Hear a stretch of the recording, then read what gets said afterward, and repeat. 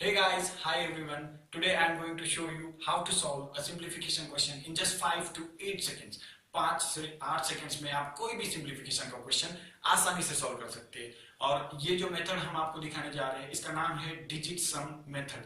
ठीक है, तो देखते हैं। फर्स्ट क्वेश्चन है 58 का स्क्वायर। तो 58 का स्क्वायर कैसे करेंगे डिजिट सम मेथड यूज करके। सबसे पहले 58 का स्क्वायर हम लिखते कैसे हैं, 58 इंटू 58 ये हम करते हैं। तो 58 इंटू 58 करेंगे तो 58 का स्क्वायर हमें मिल जाएगा। ठीक है, तो इन नंबर्स की एडिशन करके ऑप्शन वाइज हम चेक करेंगे कि 58 का स्क्वायर का आंसर क्या है।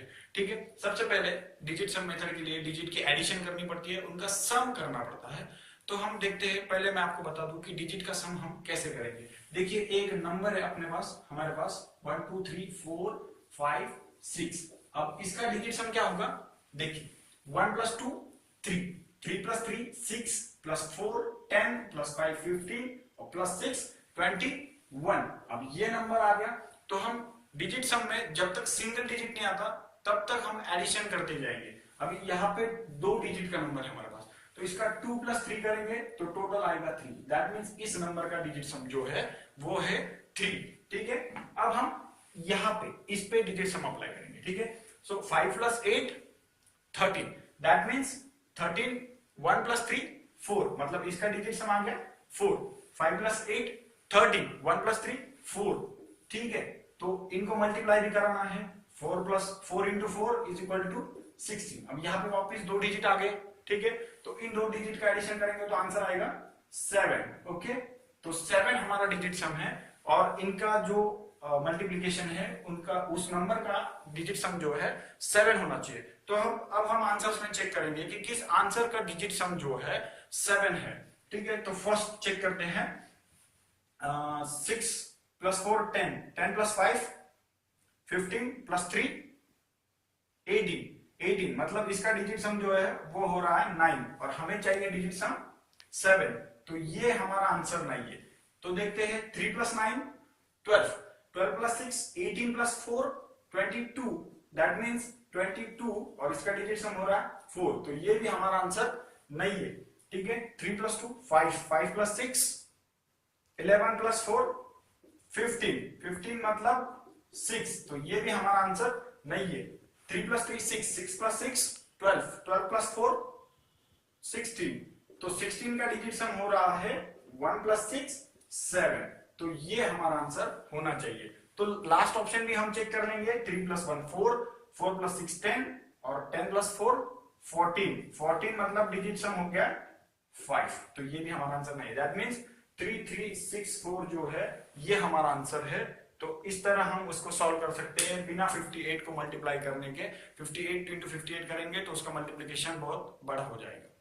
सो now second question is to find the square of 78। So firstly, I will clear you in digit sum method. Digit sum method में 9 का मतलब 0 होता है। ठीक है, so जब जब हमारा डिजिट सम 9 हो जाएगा तो हम उसको कैंसिल कर देंगे। तो डिजिट सम करने में हमें आसानी होगी, डिजिट की एडिशन करने में हमें आसानी होगी। जैसे 6 और 3 9 होता है तो ये हम काउंट ही नहीं करेंगे 6 और 3। ठीक है, 4 प्लस 5 9 होता है तो ये हम काउंट ही नहीं करेंगे। 2 प्लस 1 3 ये हमारा हो जाएगा डिजिट सम। आप कैलकुलेट करके देख सकते हो। 1 प्लस 2 3, 3 प्लस 3 6 4 10 15 21। तो 21 का डिजिट सम 3 हो गया था। तो इस तरह से हम और भी उसको आसान कर सकते हैं। तो देखते हैं 78 के लिए। 7 प्लस 8 15।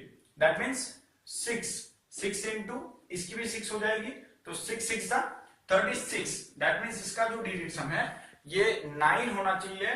दैट मीन्स 0 या 9 होना चाहिए या फिर उसका डिजिट सम 0। 9 को ही हम 0 कंसीडर करते हैं। तो ठीक है, 0 डिजिट सम वाला ऑप्शन हमारा कौन सा है हम देखते हैं।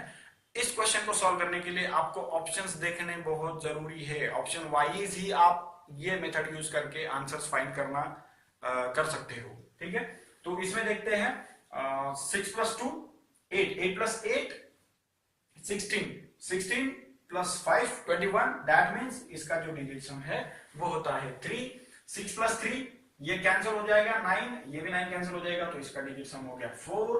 तो देखिए 4 प्लस 5 9, तो ये 9 कैंसिल। 6 प्लस 4 10 और 10 का जो होता है 1 प्लस 0 डिजिट सम होता है 1।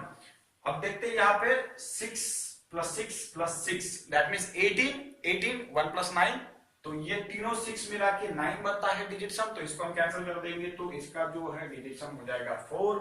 अब इसमें देखते हैं 6 + 4 10 10 + 8 18, तो 18 का जो डिजिट सम है वो होता है 9 9 मतलब 0, तो हमें 9 हमें हमारा डिजिट सम चाहिए था, तो ये जो है ये आंसर हमारा सही है। तो इस तरह से हम इसको सॉल्व करेंगे। तो अब तक हमने स्क्वायर्स के क्वेश्चन देखे, अब हम देखेंगे परसेंटेज के क्वेश्चंस डिजिट सम मेथड से। तो अब ये जो है इसको पहले हम सिंप्लीफिकेशन अच्छे से लिख के लेंगे। 38% दैट मींस बाय 100, तो ये 100 की कुछ जरूरत नहीं है, जो डिवाइड बाय 1 करेंगे तो सेम ही डिजिट सम आने वाला है, तो ये हम नहीं लिखेंगे इसमें, ठीक है।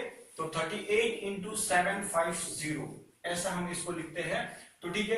3 + 8 होता है 11 और 11 का डिजिट सम होता है 2 2 × 7 + 5 12, दैट मींस इसका डिजिट सम हो गया 3 12 मतलब 1 + 2 3, ये हो गया 3 डिजिट सम, तो 2 × 3 हो जाएगा 6, तो इधर जो नंबर आएगा हमारा आंसर में तो उसका डिजिट सम होना चाहिए 6। तो अब हम ऑप्शन वाइज चेक करते हैं। 2 + 8 10 और 10 + 5 15, और 15 का डिजिट सम होता है 1 + 5 6, तो मतलब यही हमारा आंसर होना चाहिए। But digit sum method use करते वक्त हम बाकी के भी चेक करते हैं ऑप्शंस, या कभी कभी ऐसा होता है कि दो ऑप्शंस में भी सेम डिजिट सम आता है, तो इस टाइम हमें मतलब कुछ और यूनिट डिजिट मेथड या फिर और मेथड से उसको दो मेथड में से एक चूज कर, दो ऑप्शंस में से एक चूज करना होता है, ठीक है। इसका देखते हैं, ये है 2 + 7 9, दैट मींस इसका डिजिट सम हो गया 5, ये तो नहीं है आंसर। ये 9 है, 2 + 5 7, तो ये भी नहीं है। और इसमें देखते हैं 6 + 2 8 8 + 5 13, तो इसका डिजिट सम हो गया है 4, तो ये भी नहीं है। और ये 9 गया, तो इसमें डिजिट सम जो है वो है 2, तो मतलब अभी फिलहाल तो हमारे पास एक ही ऑप्शन ऐसा है जिसका डिजिट सम 6 है, तो यही हमारा करेक्ट आंसर है। अब देखते हैं ये क्वेश्चन, इसमें देखिए हमें फाइंड करना है 56% of what number is equals to 546। अब इसको हम लिखने में टाइम वेस्ट नहीं करेंगे, ठीक है, डायरेक्टली हम इसका डिजिट सम लिखेंगे। 5 + 6 होता है 11, दैट इज 2 × अब यहाँ पे तो नंबर नहीं है तो इसको x हम कंसीडर करेंगे। 5 + 4 9, मतलब इसका डिजिट सम हो गया 6। अभी राइट हैंड साइड में हमारा डिजिट सम है 6 और इस साइड में 2 × समथिंग है, तो 2 × 3 करेंगे तो उसका डिजिट सम हो जाएगा 6। तो यहाँ पे जो नंबर आना चाहिए उसका डिजिट सम होना चाहिए 3। ओके, तो फाइंड करते हैं। अभी देखिए 8 + 7 हो जाएगा 15, 15 + 5 20, 20 का डिजिट सम हो जाता है 2, तो ये हमारा आंसर नहीं है। अभी 9 तो कट हो जाएगा, 7 + 5 हो जाएगा 12, तो इसका डिजिट सम हो जाएगा 3, तो शायद से ये हमारा आंसर हो सकता है। अब यहाँ पे देखेंगे 9 और 6 + 9 तो कट हो जाएगा, 6 + 5 हो जाएगा 11, इसका डिजिट सम हो गया 2, तो ये भी आंसर नहीं है। 9 कट हो जाएगा, 8 + 5 होगा 13 और 13 का डिजिट सम हो जाएगा 4, तो ये भी नहीं है आंसर। और यहाँ पे तो 9 ही इसका डिजिट सम है, तो इसको कैलकुलेट नहीं करेंगे हम, तो यही हमारा आंसर है ऑप्शन बी। देखिए अब ये हमारा अगला क्वेश्चन है और इसमें मैं मार्कर का यूज बिल्कुल नहीं करने वाला हूं, क्योंकि हमें एग्जाम में जो है बिना पेन यूज किए ही ये क्वेश्चंस अटेम्प्ट करने हैं, ठीक है, ताकि हमें समय बचाने में आसानी हो, ठीक है। अब देखते हैं कैसे करेंगे। फिर 6 + 0 होता है 6, 1 प्लस, अभी देखिए 4 + 5 9 हो गया, तो 9 तो कट हो जाएगा, 0 + 1 हो जाएगा 1, तो 6 × 1 मतलब 6 प्लस यहाँ पे 1 × ये 6, तो मतलब 6 + 6 दैट मींस 12, और 12 का डिजिट सम होता है 3। ओके, तो 3 डिजिट सम किसका है हम देखते हैं, और जो जिस ऑप्शन का डिजिट सम होगा 3 वो होगा हमारा आंसर। ओके, तो यहाँ पे देखते हैं 7 + 1 8 + 1 9, तो 0 हो गया, ठीक है। 7 + 2 9 0 हो गया, और ये 1 जो है वो हो गया डिजिट सम, मतलब इसका डिजिट सम है 1 और इसका डिजिट सम है 9, ठीक है। तो ये दोनों भी तो हमारे ऑप्शन नहीं है, क्योंकि हमें डिजिट सम चाहिए 3। अब यहाँ पे देखते हैं 7 + 3 10 + 1 हो गया 11, 11 का डिजिट सम हो गया 2, तो 2 ये भी हमारा ऑप्शन नहीं है, ठीक है।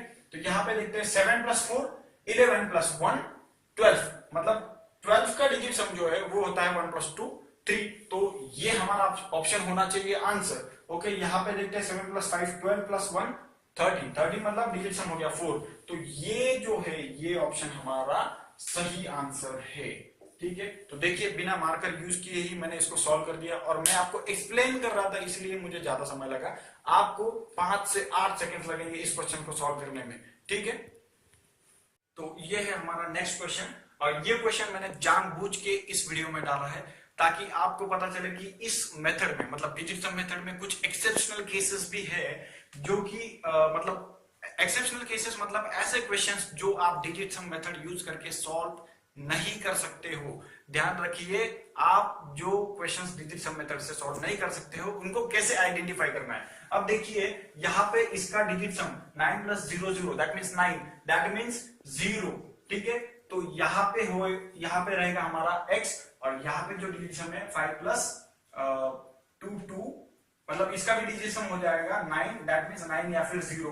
अब यहाँ पे हम x को 0 से मल्टीप्लाई करेंगे, तो x पे हम कुछ भी वैल्यू डालेंगे, 1 हो, 2 हो, 3 हो, या फिर 4 5 6, आप कुछ भी डालेंगे तो इसका मल्टीप्लाई 0 से होगा, तो आंसर 0 ही आने वाला है। सो ऐसे हम एक्सेप्शनल केसेस में, ये जो है एक्सेप्शनल केस है, तो इसमें हम डिजिट सम मेथड अप्लाई नहीं करेंगे। ठीक है, okay, so this was today's video. So please subscribe our channel and post your queries in comment box.